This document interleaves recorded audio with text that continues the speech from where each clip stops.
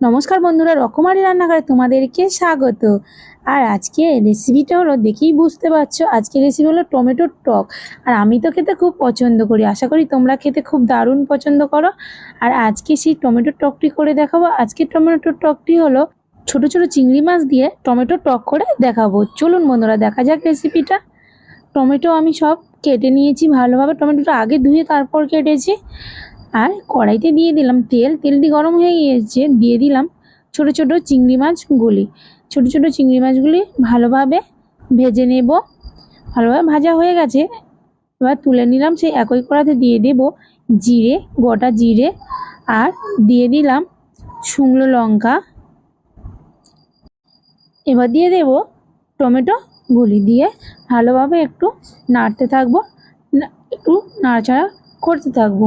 এবার দিয়ে দেব পরিমাণ মতন লবণ, আর দিয়ে দেব পরিমাণ মতন হলুদ গুঁড়ো। বেশি এখানে হলুদ ব্যবহার করবো না, অল্প পরিমাণে হলুদ দেব। আর দিয়ে দিলাম অল্প পরিমাণে লঙ্কার গুঁড়ো, কারণ আমি যেহেতু আগে গোটা লঙ্কা দিয়েছি তাই অল্প পরিমাণে লঙ্কার গুঁড়ো দিলাম। দিয়ে আবারও ভালোভাবে নাড়াচাড়া করতে থাকবো ভালোভাবে।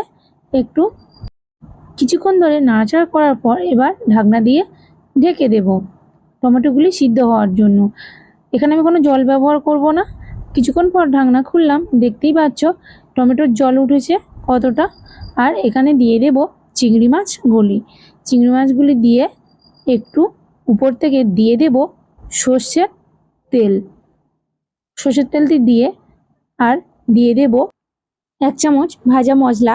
আমি ভাজা মশলাটি বাড়িতে আগে থাকতেই করে রেখেছিলাম, ধনে, জিরে আর মৌরি দিয়ে ভেজে নিয়েছিলাম।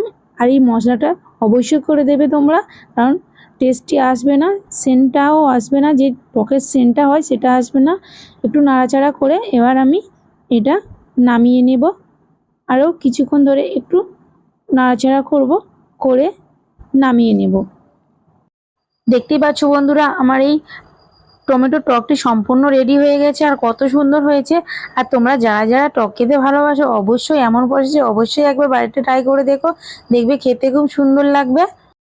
আর আমার ভিডিওটি ভালো লাগলে বন্ধুরা লাইক অ্যান্ড সাবস্ক্রাইব করে দিও।